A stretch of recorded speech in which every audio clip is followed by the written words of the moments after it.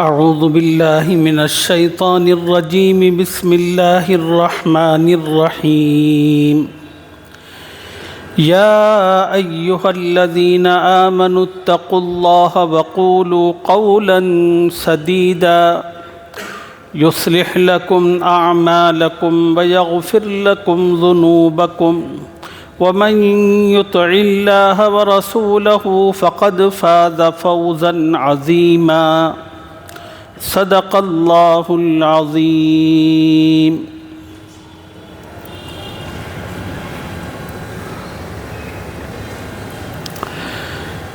گزشتہ سبق میں آپ حضرات کی خدمت میں قرآن پاک کی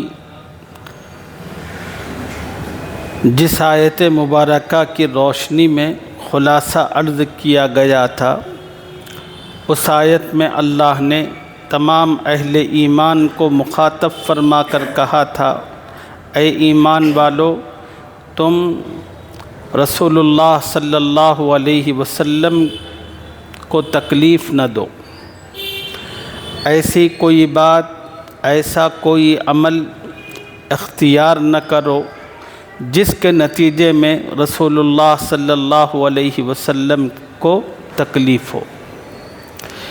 اللہ تعالیٰ نے اس بابت ایمان والوں کے سامنے بنی اسرائیل اور حضرت موسیٰ کا تذکرہ فرمایا، کہا کہ جس طرح بنی اسرائیل نے زندگی کے ہر موڑ پر سیدنا موسیٰ علیہ السلام کو اذیت اور تکلیف پہنچائی، اور کبھی آپ کو تکلیف پہنچانے میں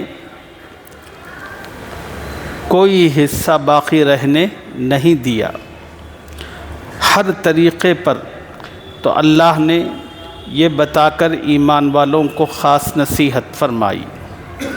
ابھی میں نے آپ کے سامنے کلام پاک کی جس آیت مبارکہ کی تلاوت کی ہے، اس آیت میں اللہ تعالیٰ نے مسلمانوں کو ایک اور نصیحت اور ہدایت فرمائی ہے۔ وہ نصیحت یہ ہے، یا ایہا الذین آمنوا اتقوا اللہ، اے ایمان والو اللہ سے ڈرو، وقولوا قولا سدیدا، اور سیدھی بات کہو۔ قول سدید کسے کہتے ہیں، اس میں علماء کی مختلف رائیں ہیں۔ بعض علماء نے کہا کہ قول سدید سے مراد لا الہ الا اللہ محمد الرسول اللہ ہے، اس بات کی گواہی دینا کہ اللہ ایک ہے اور محمد صلی اللہ علیہ وسلم اللہ کے بندے اور اس کے رسول ہیں۔ بعض علماء نے کہا کہ قول سدید سے مراد سچی بات، صاف ستھری بات۔ اللہ کی ہدایت ایمان والوں کو یہ ہے کہ اے ایمان والو، صاف ستھری بات اپنے نبی سے کہو۔ جب تم صاف سیدھی بات کہو گے، کبھی اس سے ناراضگی کا، نبی کو تکلیف پہنچنے کا کوئی خطرہ اور احتمال باقی نہیں رہتا۔ تکلیف تو اس وقت ہوگی جب انسان جھوٹ بولے گا، غلط بیانی سے کام لے گا، جو ظاہر ہے اس کے خلاف بولے گا، تو اللہ نے اس سے بچنے کی تلقین فرمائی۔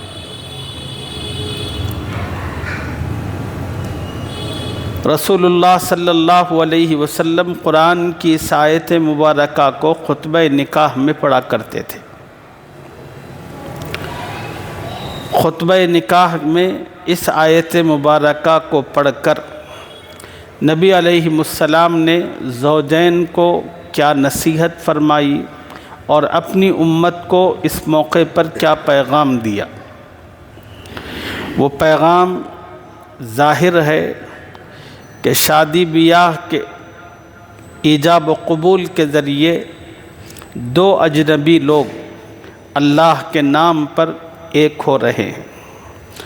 یہ یکجائی اور اس میں برکت اور اس میں استحکام، اس میں مزید محبت اور مزید ترقی کی ایک راہ یہ ہے کہ میاں بیوی سچائی کو اپنائیں، سچ بولیں گے،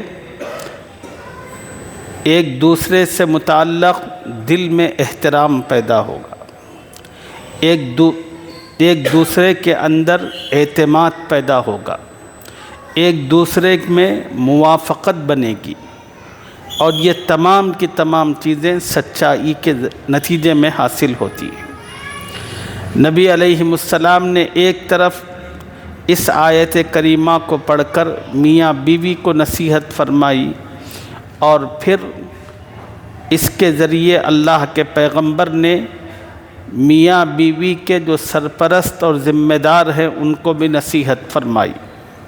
دیکھو، شادی تو کر رہے ہو، لیکن جو بھی آپسی باتیں ہیں وہ صاف سیدھی ہونی چاہیے۔ غلط ملت باتیں، ٹیڑھی میڑھی باتیں، دھوکے کی باتیں ہرگز نہیں ہونی چاہیے۔ کیوں؟ اس لیے کہ اگر تم دھوکہ دو گے، وقتیہ تو کام نکل جائے گا، شادی ہو جائے گی، لیکن وہ دھوکہ زیادہ دیر تک چھپا نہیں رہ سکتا۔ جب وہ جھوٹ ظاہر ہوگا، اسی جھوٹ کو بیس اور نتیجہ بنا کر وہ جو شادی جس جھوٹ پر قائم ہوئی تھی اسی کو ختم کر دیا جائے گا۔ تو رسول اللہ صلی اللہ علیہ وسلم نے ذمہ داروں سے اور سرپرستوں سے بھی یہ واضح طور پر کہا۔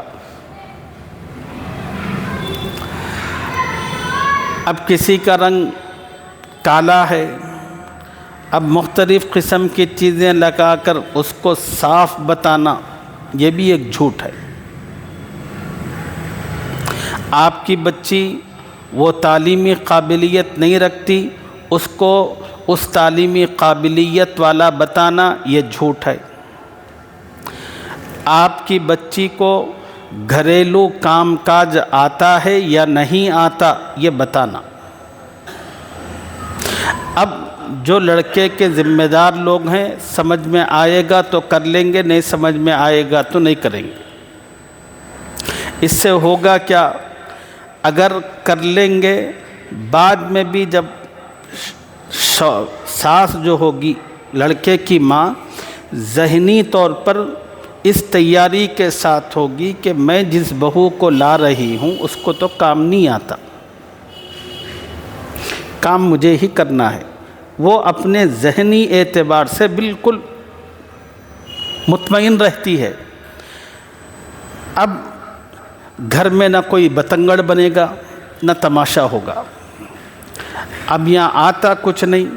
اب وہ عام طور پر جب ایک دوسرے کو دیکھنے کے معاملات چلتے ہیں تو کھانے کا بھی اہتمام ہوتا ہے۔ اب بچی کی جو اماں ہوتی ہے وہ فوراً کہتی ہے کہ یہ سارا کا سارا اہتمام آپ کی ہونے والی بہو نے کیا ہے، حالانکہ اس نے کچھ بھی نہیں پکایا۔ اب وہ کھا لیتے ہیں خوش ہو کر، اور یہ سمجھتے ہیں کہ ہو سکتا کہ اسی نے بنایا ہوگا۔ اب جب شادی کے بعد پہنچتے ہیں اس کو کچھ پتہ ہی نہیں کسی چیز کا۔ یہ ہے کہ زندگی کی بنیادیں جہاں ہلتی ہیں وہ اسی جھوٹ پر ہلتی ہیں۔ اسی طرح لڑکے سے متعلق جو لوگ ہیں ان کی بھی ذمہ داری بنتی ہے کہ آپ کو صاف صاف بتانا ہمارا بچہ کچھ بھی نہیں کرتا۔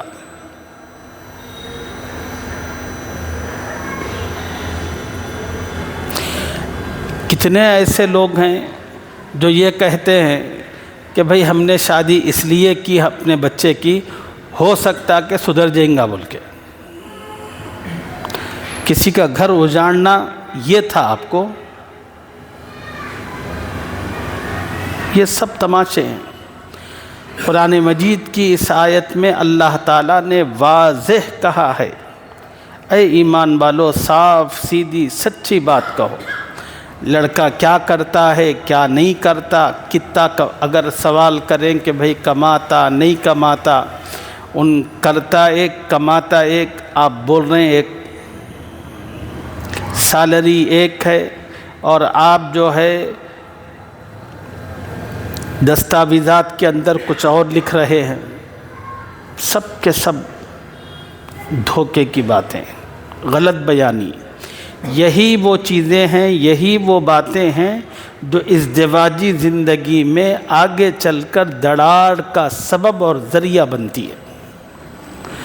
اسی لیے رسول اللہ صلی اللہ علیہ وسلم نے خطبہ نکاح کے موقع پر اس آیت کریمہ کی تلاوت فرمائی اور اس کے ذریعے اپنی امت کو جو پیغام اور میسج دیا وہ یہ ہے کہ اے ایمان والو، اللہ سے ڈرو اور سیدھی بات کہو، صاف بات کہو۔ صاف بات کہیں گے تو کیا ہوگا، کیا ملے گا؟ اللہ نے اس کا نتیجہ بیان فرمایا، یصلح لکم اعمالکم ویغفر لکم ذنوبکم۔ سچائی کے صلے میں اللہ تمہارے اعمال سنوار دے گا اور تمہارے گناہ معاف کر دے گا۔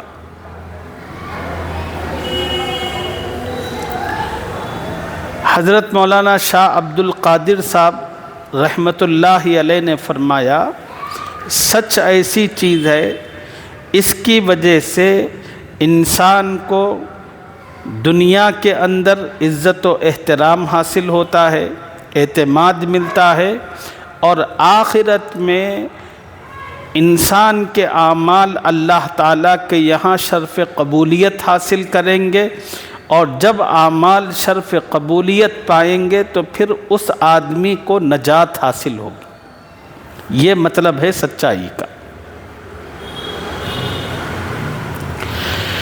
یصلح لکم اعمالکم ویغفر لکم ذنوبکم، اللہ اس کے صلے میں تمہارے اعمال سنوار دے گا اور تمہارے گناہ معاف کر دے گا۔ اب آیت کے آخر حصے میں ایک اور، یہ تو نصیحت تھی، یہ اصول بتایا جا رہا ہے۔